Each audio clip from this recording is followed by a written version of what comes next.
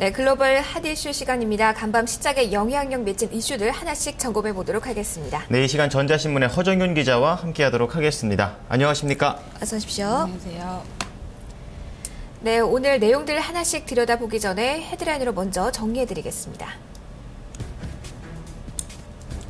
네, 마리오 드라기 유럽 중앙은행 총재가 유로존 경제 전망에 대한 우려의 톤을 높이며 언제든 기준금리 인하 등 추가 부양 조치에 나설 수 있다라는 의지를 천명했습니다.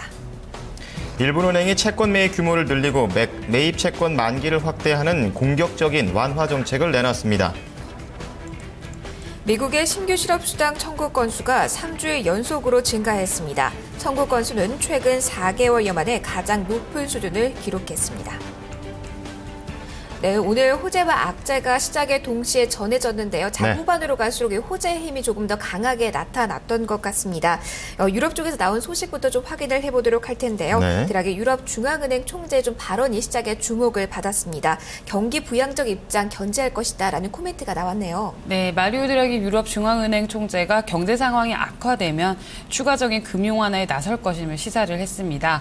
이 통화정책 회의 뒤 가진 기자회견에서 우리의 통화정책은 필요가 있을 때까지 경기 부양적인 입장을 견제할 것이라고 말을 했는데요.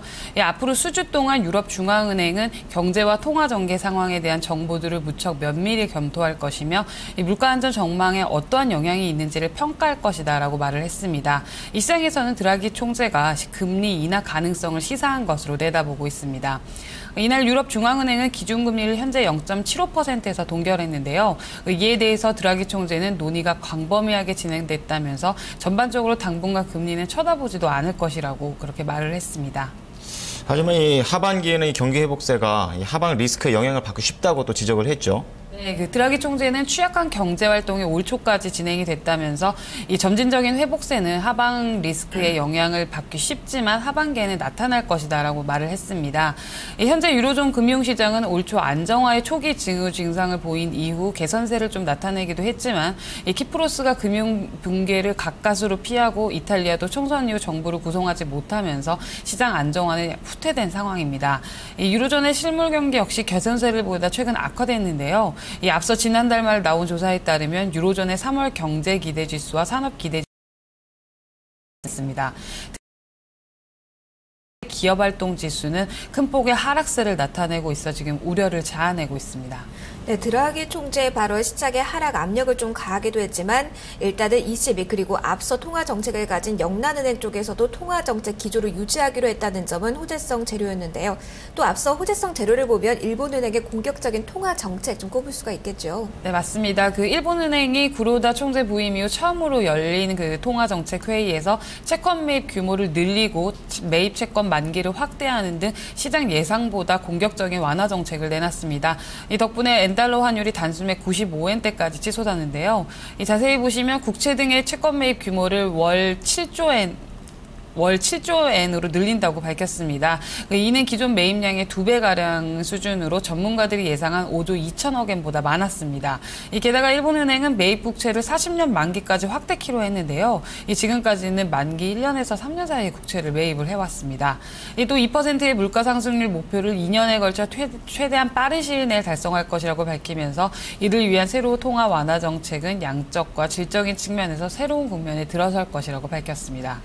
네, 이제 일본과 유럽 쪽 좀 알아봤고요. 미국 좀 넘어가 보도록 하겠습니다. 양적 완화 축소 가능성이 제기됐다고요? 네, 연방준비은행의 존 윌리엄스 총재는 이날 비즈니스 그룹 연설에서 연방준비제도 이사회가 현재 매달 850억 달러에 달하는 양적 완화 조치를 이르면 올 여름부터 줄일 수 있다고 밝혔습니다. 이유는 올 여름이면 미국의 고용 시장이 상당히 개선될 가능성이 크다는 건데요. 이 경우 연방준비제도 이사회는 자산 매입 규모를 축소할 수 있을 것이라고 말을 했습니다. 미국 경제에 대해서는 크게 낙관을 했습니다. 윌리엄스 총재는 미국의 올해 경제가 2.5% 성장하고 내년에는 3.25%를 기록할 것이며 아울러 실업률은 2017년께 7%가량으로 떨어질 것이라고 내다봤습니다.